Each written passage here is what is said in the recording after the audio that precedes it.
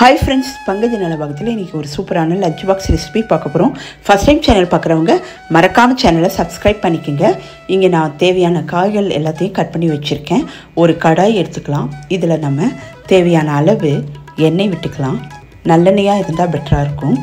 நம்ம கடுகு, உளுத்தம் பருப்பு, வேர்க்கடலை தாளிச்சிடலாம். இந்த ரைஸ் பண்ணுறதுக்கு வேர்க்கடலை தாளித்து கொட்டினோன்னா ரொம்ப டேஸ்ட்டாக இருக்கும். குழந்தைகளுக்கும் லஞ்ச் பாக்ஸ் கொடுக்கும்போது ரொம்ப விரும்பி சாப்பிடுவாங்க. அதனால் வேர்க்கடலையை மிஸ் பண்ணாமல் சேர்த்துங்க. சப்போஸ் வேர்க்கடலை இல்லை அப்படின்னா முந்திரி இருந்தால் கூட நீங்கள் சேர்த்துக்கலாம். ரொம்ப டேஸ்ட்டாக இருக்கும். இப்போ கடுகு, உளுத்தம் பருப்பு, வேர்க்கடலை இதை நல்லா செவப்பாக சிம்மில் வச்சு வறுத்துடலாம்.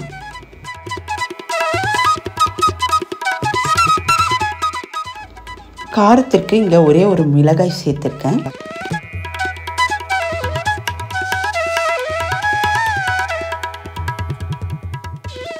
கட் பண்ணிய 2 வெங்காயத்தை சேர்த்துக்கலாம்.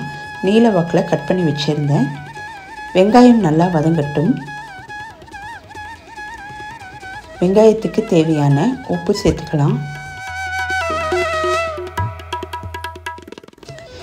இந்த ரைஸை 10 நிமிஷத்தில் செஞ்சிடலாம். வேலையும் நமக்கு சீக்கிரம் முடிஞ்சிடும்.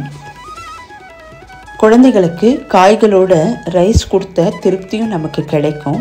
அதனால் வெங்காயம் நல்லா வதங்குற வரைக்கும் சிம்மில் வச்சு நல்லா வதக்கிடலாம். இப்போது கட் பண்ணிய 2 தக்காளியை சேர்த்துக்கலாம்.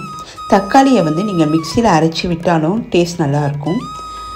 வாசனைக்கு கருவேப்பிலை சேர்த்துக்கலாம். இப்போ தக்காளியும் வெங்காயமும் நல்லா வதங்கட்டும். மஞ்சத்தூள் தேவையான அளவு சேர்த்துக்கலாம்.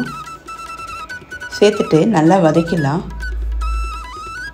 நம்ம ஒரு இரும்பு கடாய் தான் எடுத்திருக்கோம். ஏன்னா நம்ம இங்கே வெண்டைக்காய் நல்லா வதங்கணும். அதனால் இரும்பு கடாய் மாதிரி எடுத்துங்க. அப்படி இல்லைன்னா நான்ஸ்டிக் தான் இருந்தாலும் நான்ஸ்டிக் கூட நீங்கள் எடுத்துக்கலாம்.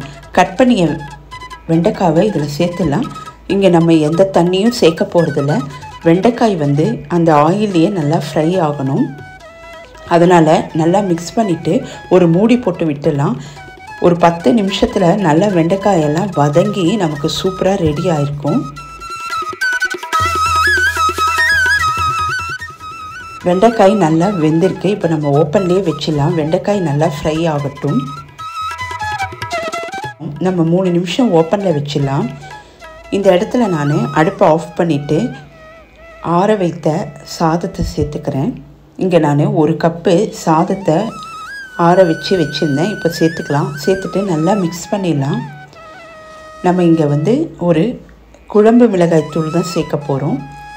ரொம்ப டேஸ்ட்டாக இருக்கும் குழம்பு மிளகாய் தூள் சேர்த்தோன்னா. இது வீட்டிலே செய்த குழம்பு மிளகாய் தூள். உங்களுக்கு இன்னும் காரம் வேணும்னா தனி மிளகாய் தூள் கூட நீங்கள் சேர்த்துக்கலாம். இதுவே நல்லா காரமாக டேஸ்ட்டாக இருக்கும். இப்போ நல்லா வதக்கிட்டு அடுப்பு ஆஃப் பண்ணிடலாம். நமக்கு சூப்பராக வெண்டைக்காய் சாதம் தயாராகிடுச்சு. ட்ரை பண்ணி பாருங்கள்.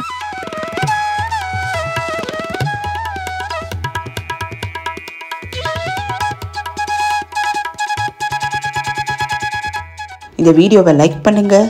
இன்னொரு வீடியோவில் உங்களை மீட் பண்ணுறேன். பாய்.